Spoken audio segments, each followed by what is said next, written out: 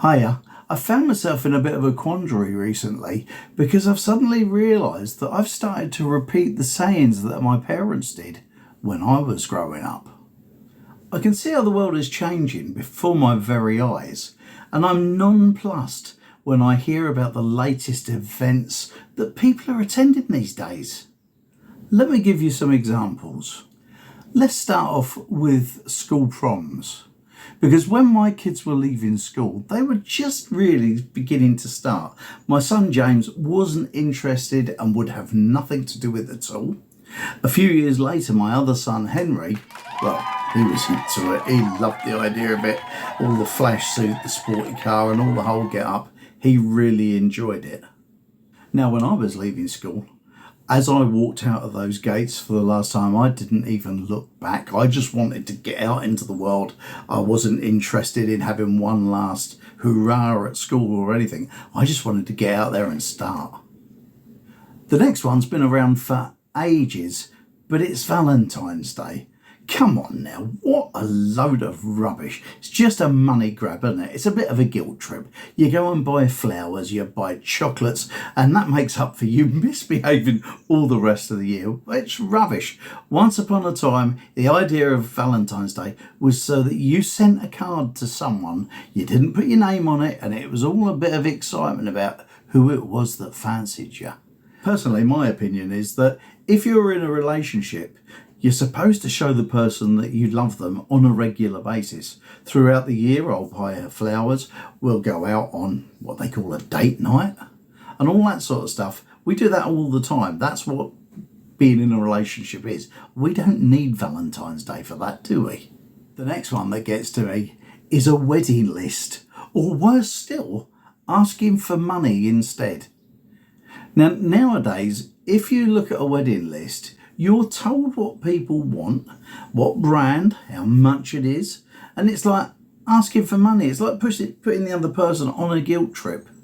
Supposing you've not got a lot of money and you're presented with this list, you're invited to the wedding, you're presented with this list. Now just suppose you're not in the position financially to be able to afford these other things.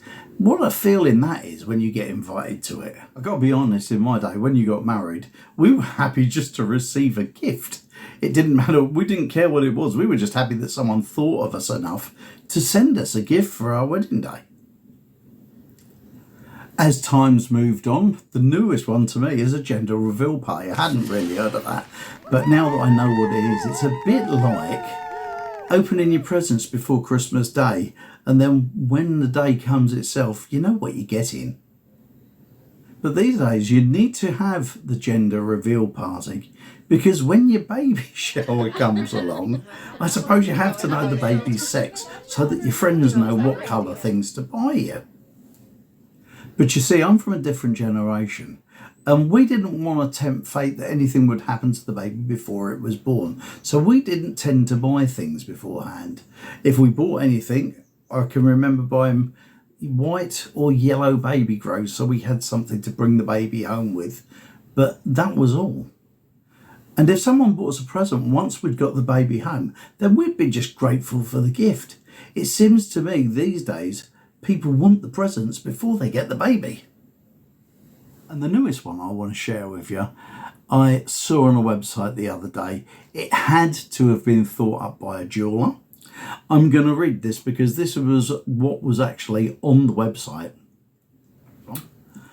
Girls today are faced with the temptation to cheapen themselves for very little in return. Their parents can combat this temptation by setting the standard for their value at home and by reminding them of their own worth with a gift of a promise ring or promise jewellery. Now come on, how gullible do you have to be to think that your daughter is only going to think they're valued if you buy them a ring or some jewellery? Unbelievable, eh? Moving on, and if Christmas Day isn't enough for you, we've now got Christmas Eve boxes. For kids, it's an activity pack. It can be pyjamas, it can be a novelty item, it can be a personalised item. It could be a Christmas DVD, it could be absolutely anything. And guess what? They do it for adults as well. Now come on then, can't they wait just one more day? When did this become a thing? When was it that you got a Christmas Eve present? Just more commercialism, don't you think? Am I wrong about all this? Or should I just go with the flow and embrace it? Or is it that I'm just jaded by all this sort of stuff that's going on these days? Because truth be told, it just bewilders me. Has our traditional way of life now just been turned into loads of events so that people can make up TikTok moments? Or is it just about gullible people being parted from their money? There is, however, one event that I do love.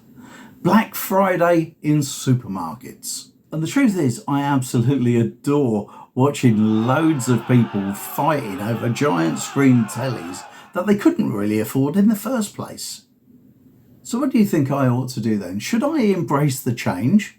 Or should I carry on being like my hero, Victor Meldrew? I don't believe it. Put your comments down below and let me know what you think. And if you can think of any other events that I should be adding to my list, tell me about them and I can keep my little beady eyes on them as well.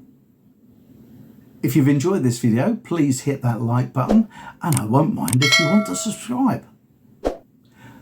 And check this video out, and I'll see you next time. Ta-da now.